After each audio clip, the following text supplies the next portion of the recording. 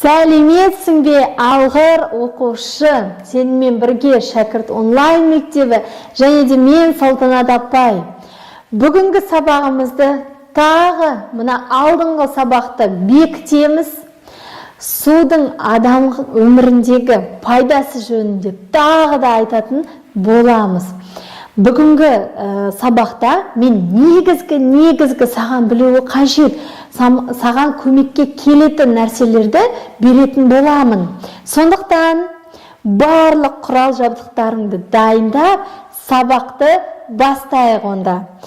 Су деген тіршіліктің қаны емес пе? Су деген тіршіліктің жаны емес пе? Су жоқ жерде өмір жоқ, ол ақиқат. Күміс су қара жердің сәні емес пе? Міне, қандай керемет өлең жолдары. Ал енді осы суға арнап керемет өлең шығарған автордың аты жөнін білгің келе ме? Ендеше бірінші тапсырмаға көшейік. Бірінші тапсырмада бөлуге және көбейтуге арналған өрнектер бар. Сол өрнектерді шығарып, мәнін тауып, және де мына ең кіші мәнімен ең үлкен мәніне қою арқылы, астындағы әріптермен бірге жазу арқылы сен осы өлеңнің авторын таба аласың.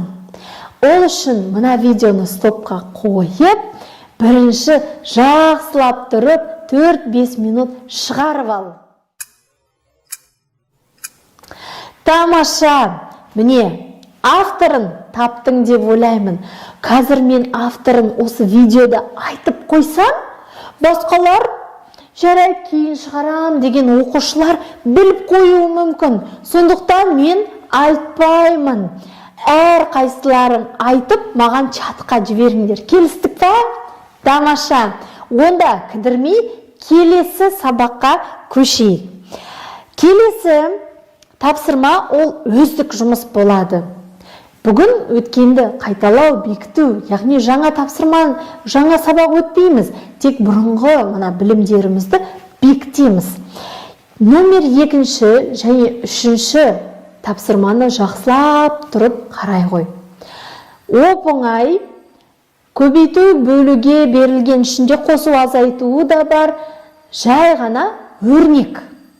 Енді осы өрнектердің мәнін тауып, және мына 3 есепті шығару арқылы шешуі мен жауабын жазып маған жібере ғой. Егер тағы да басқа сұрақтарың болып жатса, онда міндетті түрде маған кері байланысқа жібер. Мен сол сұрақтың жауабын беретін боламын. 4 тапсырмада қысқаша шарты берілген. Осы шартқа қарап, есеп құрастыр және оның мәнін тап дейді. Ал кәнеке бәріміз кітапқа үңілейік. Динамо хауызы және дельфин хауызы туралы айтылған екен. Динамо хаузына қанша бала барады екен? 20 бала барады екен. Ал дельфин хаузына қанша бала барады екен? Белгілі ме? Белгісіз. Мына Динамо хаузына қараған кезде 3 есе артық бала қатысады екен. Және тағы бір сұрақ беріпті.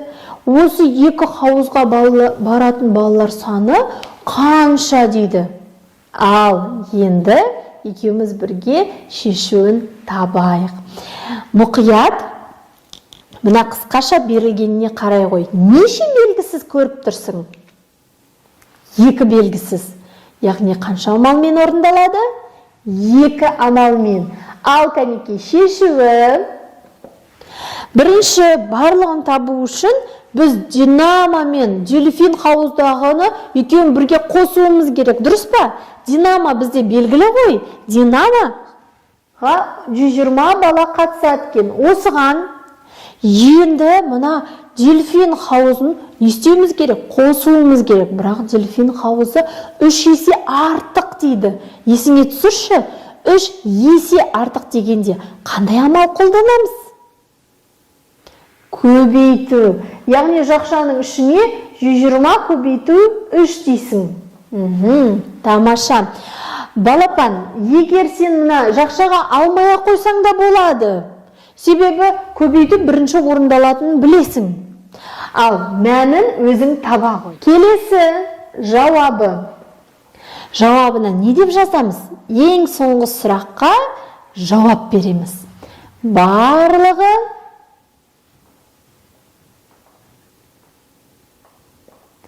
мына шыққан мәнін жазасың да, бала қатысады дейсің.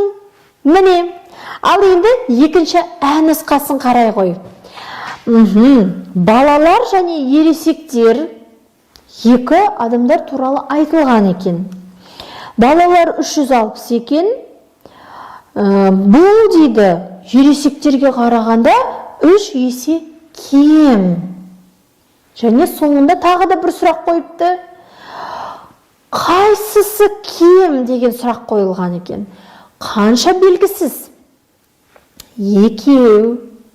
Ал қанша амалмен орындалады? 2 амалмен. Ал кәнеки шешуі. Неше бірінші ересектерді тауып алайықшы. Кәнеки бұл деген сөз болса, және де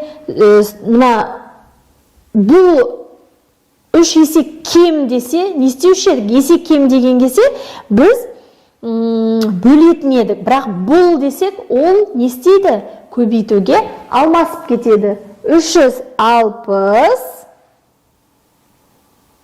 көбейту 3. Міне, біз балаларды тауып алдық. Кешіріңдер, ересектерді тауып алдық. Енді неше артық, неше кем екенін табу үшін есіңе неше артық, неше кем екенін табу үшін үлкен саннан кіші санды азайтамыз деген ереже бар. Ал кәнеки міне мына жерде үлкен сан шығады. Осыдан 360-ты, яғни балаларды азайтасың. Міне, мәні. Ал енді жауабына біз соңғы сұраққа жауап беруіміз керек. Не деп жауап береміз? Яғни, ересектерге қарағанда балалар осыншама кем деп жауап беретін боламыз. Тамаша. Енді осы мына екі есептің жауаптарын жақсылап тұрып жазып алу үшін және шешуін табу үшін мен саған уақыт берейін. Ол үшін мына видеоны стопқа қоя ғой. Ал көп кідірмей, онда келесі біз 5-ші тапсырмаға көшейік. 5-ші тапсырмада сен кестемен жұмыс істейсің. Ешқандай шығарудың, есептеудің қажеті жоқ. Ал кәнеки номер 5-ші есепті бірге оқиық. Бұл кестеде не көрсетілген? Сырым және Әлияның бір күнде бірнеше жұмысқа неше литр су қолданатыны туралы жазылған. Ал енді саған мынандай сұрақ. Мына кестеге қарап отырып, сен маған жауап бере ғой. Және де бұл топтық жұмыс өзіңнің, мысалы, қасыңдағы оқушыларға, немесе өзің досыңмен бірге оқып отырған болсаң, онда бір-бірлеріңе осылай сұрақ қоясыңдар. Мысалы, менің бірінші сұрағым мынандай. Әлия ыдыс жуу үшін күніне неше литр су қолданады екен? Кәнеки, кестеге қарай ғой. Әлияны қарайсың, ыдыс жуу екеуінің қиылысқан жері 5 литр, яғни Әлия күніне 5 литр су жұмсайды екен. Ал енді бірден Әлияның үйінде 3 жан бар екен, ал Сырымның отбасында 4 жан бар екен. Осы енді Әлияның үй іші 3 жан, әр қайсысы 5 литрдан неше литр су қолданады екен? Оны табу үшін 5-ті 3-ке көбейтеміз. Қанша болады?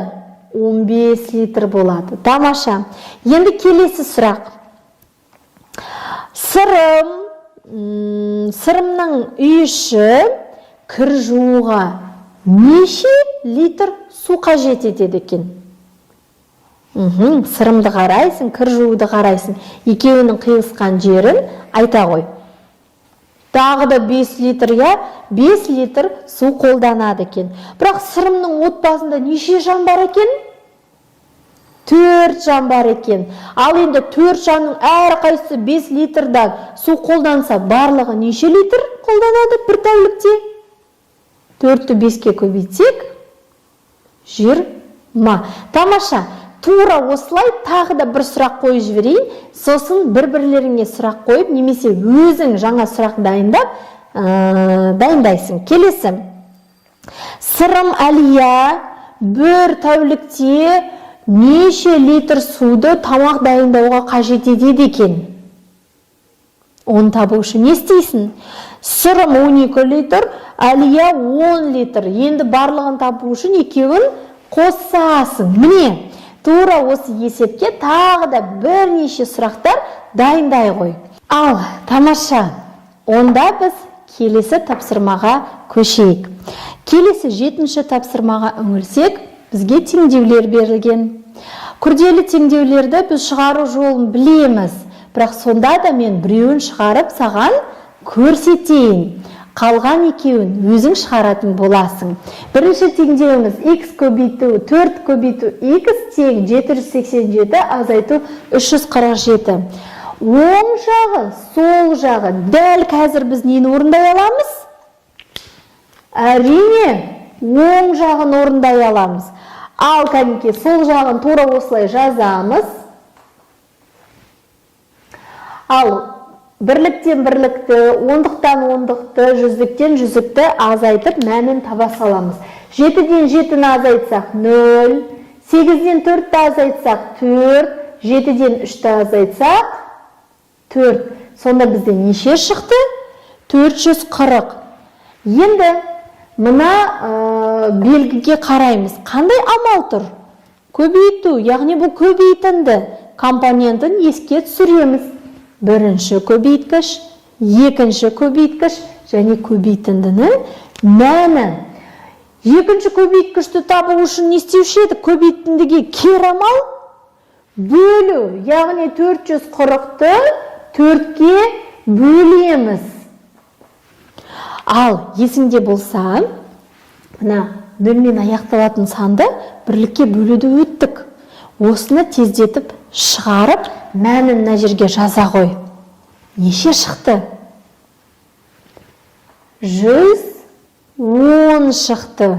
Осы 110-ды енді мына x-тің орнына қойып, мынаны астына көшіріп жазсақ болды. Ал кәнеке, менімен бірге 4 көбейту 110 тең 787 азайту 347. Және де міне мына өрнекті шығарып, мына өрнектің мәнін жазып, екеуі тең болған жағдайда сенің мына шығарған теңдеуің дұрыс еместігін тексеруге болады. Ал енді тура осы қалыпта сен әрі қарай мына екінші, үшінші теңдеуді шығара қой. Сонымен қатар үй жұмысына 8-ші беттегі 6-шы тапсырманы жақсылап орындап, суретке түсіріп маған жібер. Ал енді біздің сабағымыздың ең қызықты жері. Алдында мен ғажайып алаңында сұрақ берген болатынмын. Ол сұрақ қандай еді? Жұмбақ еді, сол жұмбақты шешуі не? Таптың ба? Әрине, ол шаңғы, тамаша. Онда көп кідірмей бүгін екінші сұрақты жасырайын. Екінші сұрақ мынандай. 7 жарғының авторы кім?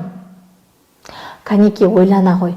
Егер сен бұл сұрақтың жауабын білмесең, онда ата-анаңнан көмек сұра. Ата-анаң ойланбастан саған дұрыс жауабын айтады. немесе мына ғажайыптар алаңындағы бос ұяшықтар саны астындағы әріптер де саған көмек ретінде беріледі. Ал ендеше осы сұрақтың жауабын, үй тапсырмасын мен чатта күтетін боламын. Ертең математика сабағында кездескенше.